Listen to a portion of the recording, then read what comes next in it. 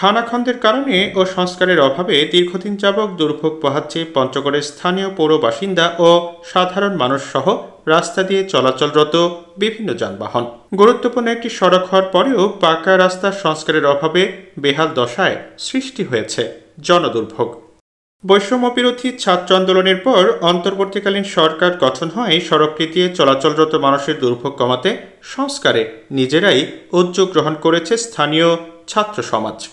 রোববার দুপুরে সদর উপজেলার কায়েতপাড় এলাকায় উপজেলা পরিষদ গেট থেকে বীর মুক্তিযোদ্ধা সিরাজুল ইসলাম স্টেডিয়াম পর্যন্ত প্রায় অর্ধেক কিলোমিটার সড়কে ইটের খোয়া ফেলে সড়কটি সংস্কার শুরু করে শিক্ষার্থীরা।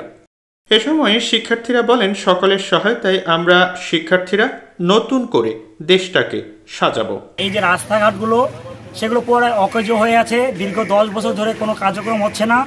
এই 1 নং ওয়ার্ডের উপজেলা থেকে স্টেডিয়াম সংলগ্ন আজকে এই রাস্তা মেরামত কাজে আমরা এলাকাবাসী, আমাদের ছাত্র জনতা, আমাদের কায়েতপাড়া যুব সংঘের ভাইদের নিয়ে, ছোট ভাইদের নিয়ে আমরা উদ্যোগ নিয়েছি। মাদন আমাদের বাংলাদেশ বৈষম্য বিরোধী ছাত্র আন্দোলনের একজন পঞ্চগড়ের সমন্বয় কমিটির একজন সদস্য। আমরা আজকে উদ্যোগ নিয়েছি যে আমাদের এই উপজেলা পরিষদের সামনে যে রোডটি আছে এই রোডে বিভিন্ন রকম ভাঙাচোরা এগুলো আছে, আমরা এগুলো ঠিক করার জন্য উদ্যোগ নিয়েছি। মায়ের কাছে সন্তান যেমন নিরাপদ, মা যেমন সন্তানকে আগলে রাখে, তেমনি এদেশের ছাত্র জনতা এই দেশকে আগলে রাখবে। ছাত্র জনতা প্রত্যেকটি স্তরে স্তরে তাদের সকল কার্যক্রম পরিচালনা করছে। আজকে সকল ছাত্র সমাজ আমাদের এই রাস্তা এবং ময়লা আবর্জনার জন্য একত্রিত হয়েছে। যে সময়ে দেশের ক্রান্তি লগ্নে এই দেশকে স্বৈরাচার মুক্ত করেছে এই ছাত্র সমাজ এই দেশের দেখভাল করবে।